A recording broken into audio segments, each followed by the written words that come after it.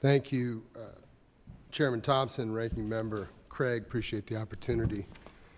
Dr. Schanzenbach, it's hard to take some of the people here seriously, but some of the nonsense I got to listen to since I got to Washington. I'm the new guy, and I come from Central California, San Joaquin Valley, largest, well, one of the largest, either 1, 2, or 3, and whatever crop you want to talk about. We do over 40% of the nation's fresh fruit and vegetables and specialty crops. And my understanding in talking to my colleagues is that this whole deal with the Farm Bill blew up before over a $30 billion proposed cut.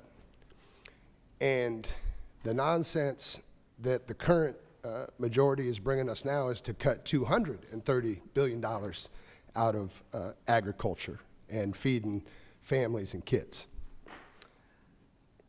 And I want to make sure everybody understands that, what the trade-off, what the choices are in front of us, and the folks back home understand what the trade-offs and choices are. There's, two big problems as I see it with not being able to get a farm bill because of this activity. And the first one I want to talk about is the specialty crops. As the top specialty crop producer in 2024, California received $23.3 million in specialty crop block grants.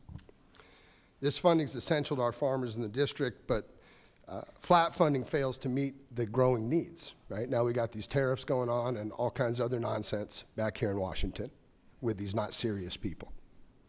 And we're probably going to need more money. And frankly, we're going to miss that opportunity in not being able to deliver a farm bill because of this ridiculous number that they've thrown at the Agriculture Committee.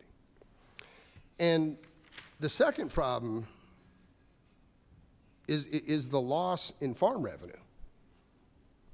All over, I guess, this assertion that one of our country's biggest problems is that some kid or some family got a meal that they didn't deserve.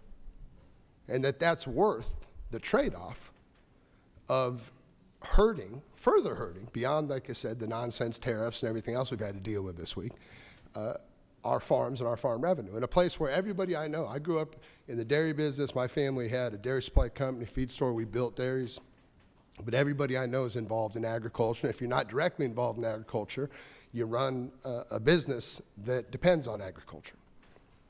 And so, the question I want to ask you is, what type of impact would cutting SNAP funding have, A, on the demand for produce in the U.S., and B, the potential to impact farm revenue?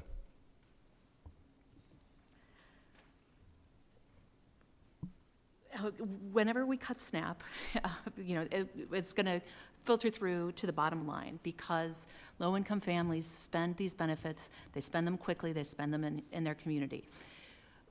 Cuts from where we are right now, we think will disproportionately hurt things like produce and fresh food because that's sort of the marginal thing that families buy. So you would agree that we might need more support for specialty crop. We might need a new farm bill to compensate for that challenge. I guess in closing, what I'm having a hard time reconciling is that my Republican colleagues, and I was the founder of the California Problem Solvers Caucus in the state legislature. I was the most conservative Democrat in the legislature. I've worked well with my Republican colleagues over the years, so I welcome their partnership, but I'm just blown away upon arriving in D.C. that we're all so obsessed with kids and families eating too much that we need to devastate the agricultural economy. Appreciate your participation in this hearing. Thank you to all the witnesses. Thank you to the chairman and ranking member. I yield back the rest of my time.